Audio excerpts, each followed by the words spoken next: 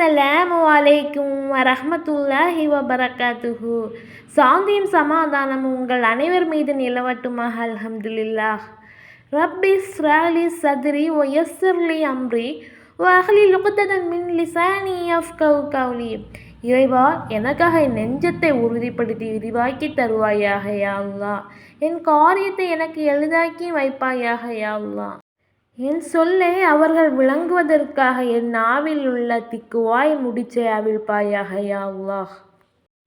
இதற்கு முந்தைய தொடரில் நாம் என்ன பார்த்தோம் என்றால், தொழுகையில் ஓதக்கூடிய முக்கியமான சூரா, அதாவது சூரத்துல் ஃபாத்தியாவை பற்றி நாம் போன காணொளியில் பார்த்தோம். இன்றைக்கு நாம் பார்க்க போகிறது அத்தஹியாத். அத்தஹியாத் எப்படி ஓத வேண்டும், எப்போது ஓத வேண்டும் என்பதை பற்றி பார்க்கலாம்.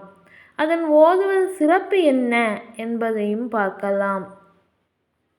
தொழுகை இருப்பில் ஓத வேண்டிய துவா ஆனது, அதாவது இரண்டாவது ரக்காத்தில் அமரும் போது அத்தஹியாத்து லில்லாஹி வஸ்ஸலவாத்து தய்யிபாத்து அஸ்ஸலாமு அலைக்க அய்யுஹன் நபிய்யு வரஹ்மத்துல்லாஹி வபரகாத்துஹு.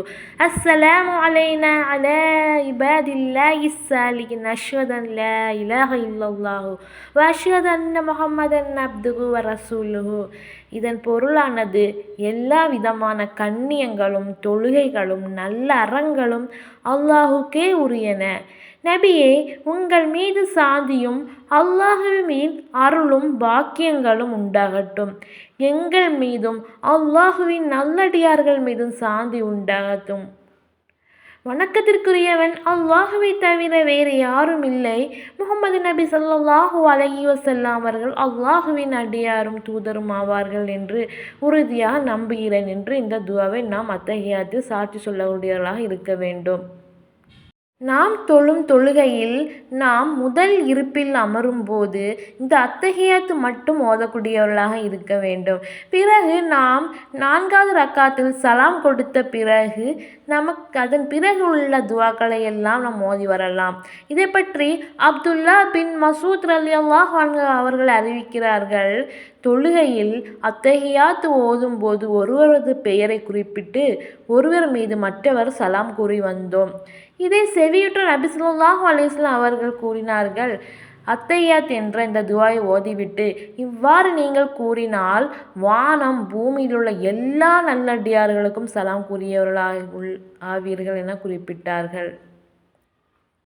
இந்த அத்தஹியாத்தை ஓதிவிட்டு நாம் பிறகு நபி ஸல்லல்லாஹு அலைஹி வஸல்லம் அவர்கள் மீது ஸலவாத்து கூறக்கூடியவர்களாக இருக்க வேண்டும்.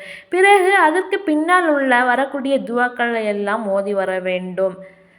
அதன் பிறகு நாம் சலாம் கொடுக்கலாம். ஒவ்வொரு தொழுகையும் இந்த அத்தஹியாத்து ஓதியவுடன் நிறைவடைகிறது. ஆகையால் இந்த அத்தஹியாத்து துவாவை ஒவ்வொருவரும் மனதில் பதித்து ஒவ்வொரு தொழுகையில் நாம் இந்த அத்தஹியாத்தை முக்கியமாக ஓதி வர வேண்டும். மேலும் இதற்கு பின்னால் வரக்கூடிய துவாக்களை நாம் மற்றொரு காணொளியில் காணலாம். அஸ்ஸலாமு அலைக்கும் வரஹ்மத்துல்லாஹி வபரகாத்துஹு.